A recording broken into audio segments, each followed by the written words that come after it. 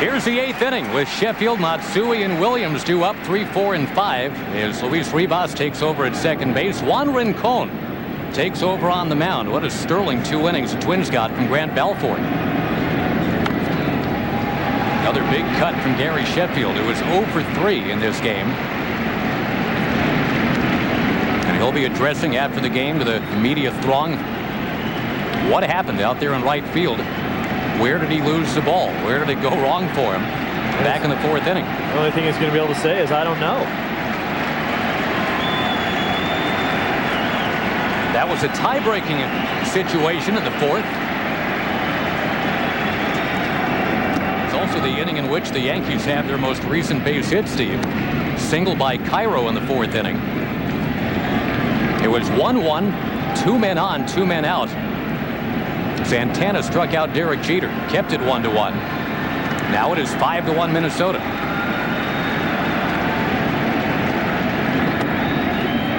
And you had a good first vision on that one. You said it could well be. In fact, you said it would be the biggest at bat for Johan Santana this year and in his career. Well, he struck out Jeter on a slider, and immediately the Twins went to work getting him some runs.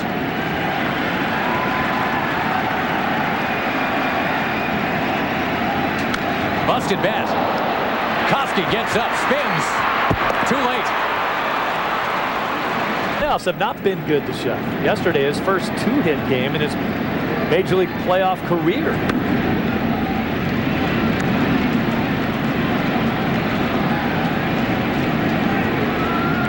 Matsui's had a strong series.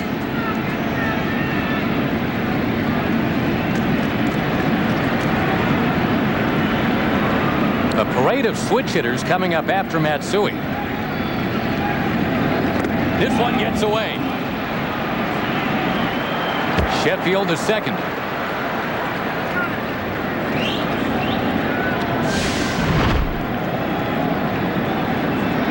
It's the toughest pitch for a catcher to block. Fastball. I think it's well out in front of the plate. He hung on to it too long. Rincon had just 2 wild pitches during the regular season. He got into 77 games. I like his record out of the pen.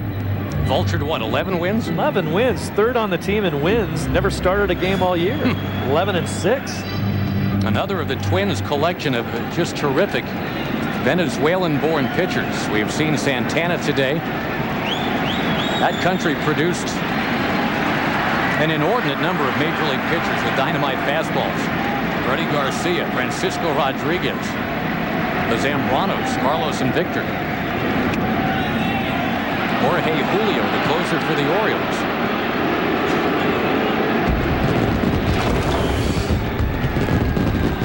Carlos Silva, yesterday's starter for the Twins from Bolivar, Venezuela.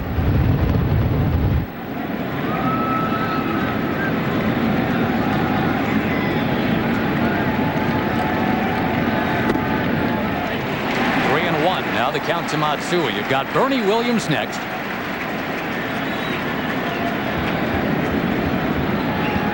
Bernie Williams launched a home run. That out to right field yesterday, though he also hit into a couple double plays yesterday. And now with 2 on, the Twins would certainly prefer the double play to the home run. And to finish my point, I really believe that with a 5-1 lead that the Twins have right now, the Yankees are far better off keeping guys on base. Bernie hits a double, it's probably better than if he hits a home run. Keep guys on base, keep the pitcher in the stretch, keep the rally going. Hit a 3-run homer right now, you're back in the game, but you have to start over. In order to tie or win this game, someone's going to have to come up behind Bernie and drive him in anyway.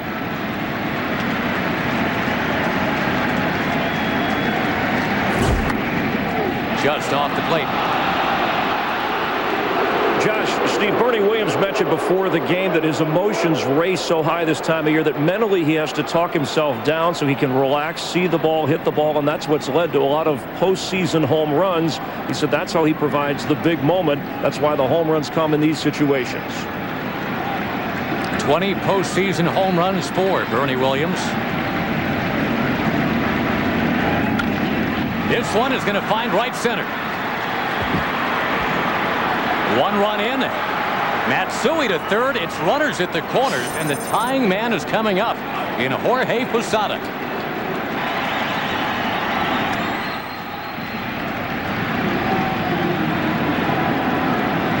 When it became a 5-1 game, Steve, you mentioned it. There's 61 regular season come from behind wins for these New York Yankees.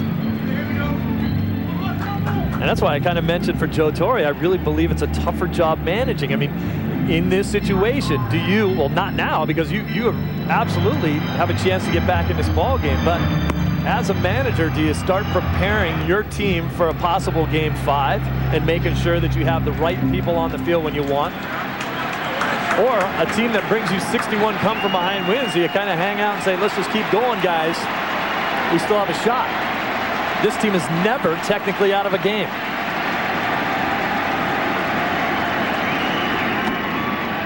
Tough pitch right there. That's a gutsy pitch to call. A slider down and in. Because if you miss, and you miss out over the plate, as you see Posada check swing, this was probably a called strike. Posada right now is thinking about pulling the ball up over the garbage bag in right field.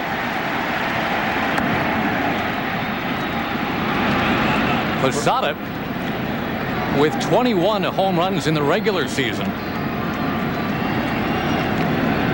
Looking for something to drive right here. Runners at the corners and still nobody out. I think Rincon wants to try to keep the ball, or should want to try to keep the ball away from Posada and try to get him to pull a pitch on the ground for a double play. Remember, the Yankees were killed by double plays in game 1. Right. Posada was looking for something else on that pitch, because that was just a fastball right down the middle.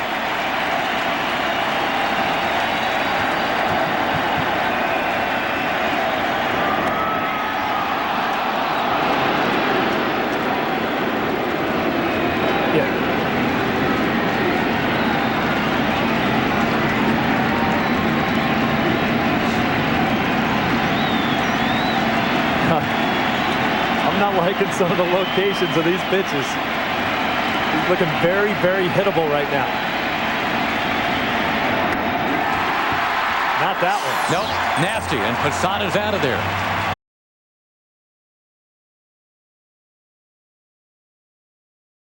Really can still turn on that fastball down and in.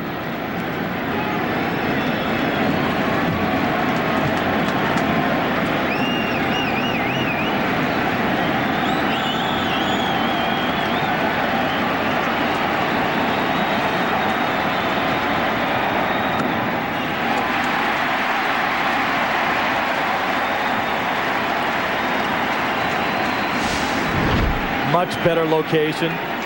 Look at where Blanco's set up. Hits the glove. His last 2 pitches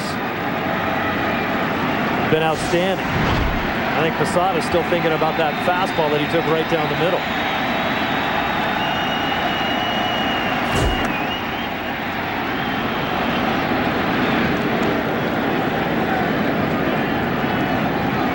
Sierra's been on base twice in this game.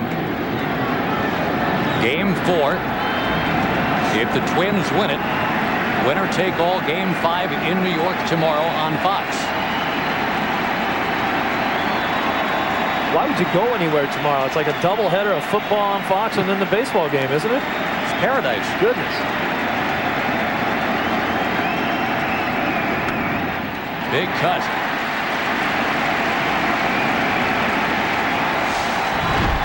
Watch Sierra go after this pitch. The ball's away. He's trying to go out and hook it. He wants to pull the ball. Easiest place to hit the ball out of this park is into right field. You see the numbers not good lately for Sierra, but he is a one swing of the bat kind of guy. And he is thinking nothing but trying to hit the ball out of the park right now.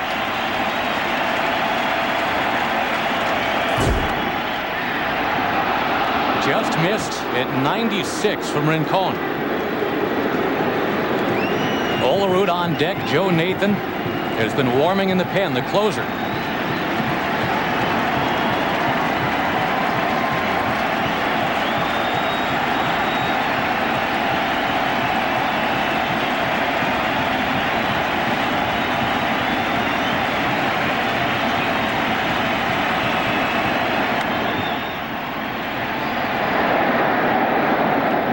Ruben Sierra, 13, 14 years ago, Steve, was talked about the way Vlad Guerrero is talked about now.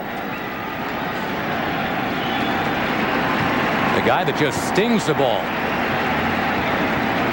who can hit for average. Never reached the great heights that he was expected to reach. But a veteran who can give you a great at-bat. He mashes it. There it goes, deep right center, and this game is tied up.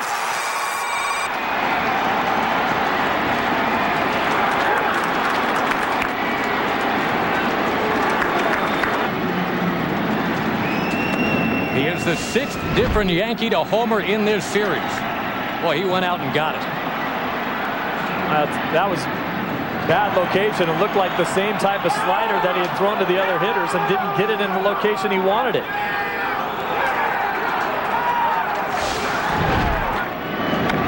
Olerud fouls one away, and that comparison to Vlad Guerrero suddenly becomes appropriate. He had the big late inning home run yesterday for a tie game in Boston. Grand slam. Well, I tell you, the Yankees did it exactly the way you would draw it up. Keep guys on base. Peck away, and then get the big blast to either tie it or put you ahead. Olerud spins it into foul ground. Out of play. And boy, a couple things that you go back to, Steve. The inability, as we've said, for the Twins to step on the throats of the Yankees when they were up 5-1, trying to get that 6th or 7th run. It never happened. And in a similar vein, got to give credit to Esteban Loaiza, the forgotten man out of the bullpen for the Yankees. He kept it at 5-1.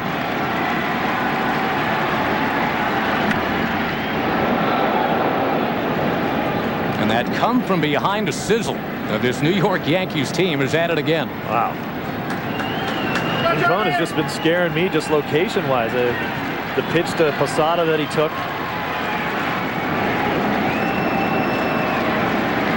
That was supposed to be a slider down and in, it looked like to me, to Sierra. Ended up being backdoor and hammered. Olerud whacks one deep into right center field. And John Olerud almost took one out. He's going to coast into second base. And the fans are getting all over Rincon. Cairo, remember, started the uprising against Joe Nathan in game 2 as he got a walk. The 1.62 ERA, just a tremendous season for Joe Nathan coming over from the Giants. First time as a closer. Just brilliant.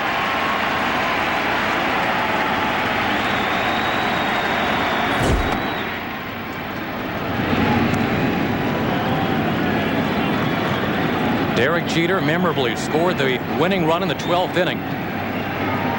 Joe Nathan getting to 49 pitches. Uncharted territory as a closer, a 3rd inning of work in that game. They need him for 5 outs here today.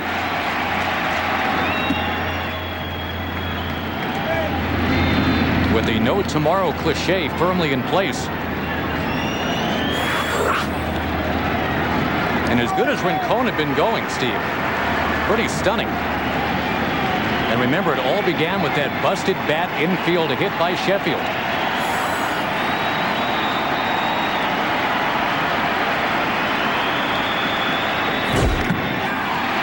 Well, Josh, you brought up the large market, small market difference, and maybe in game 2 it was never more apparent down the stretch of that game when Joe Nathan was still on the mound for his 3rd inning, and Ron Gardenhire really didn't have much else to go to.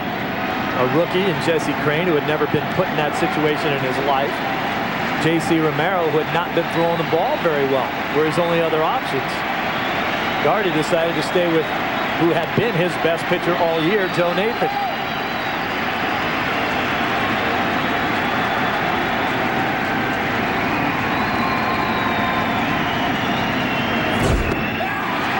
Nathan strikes out Cairo.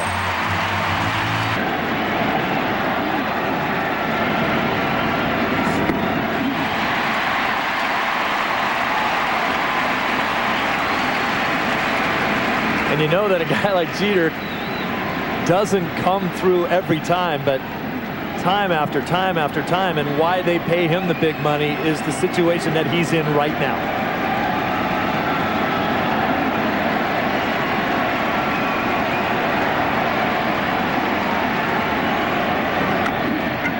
A little roller up near third, and it kicks foul.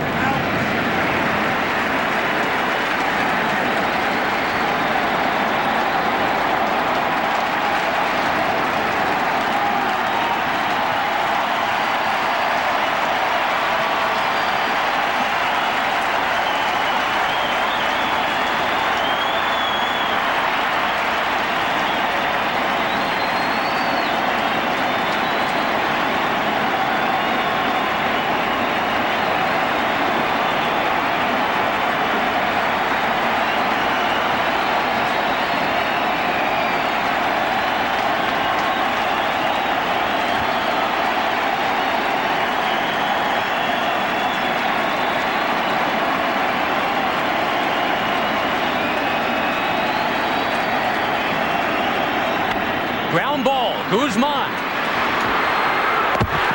Got him at first, and the inning is over. But a 4-run at top of the 8th. 5-5 at the Metrodome.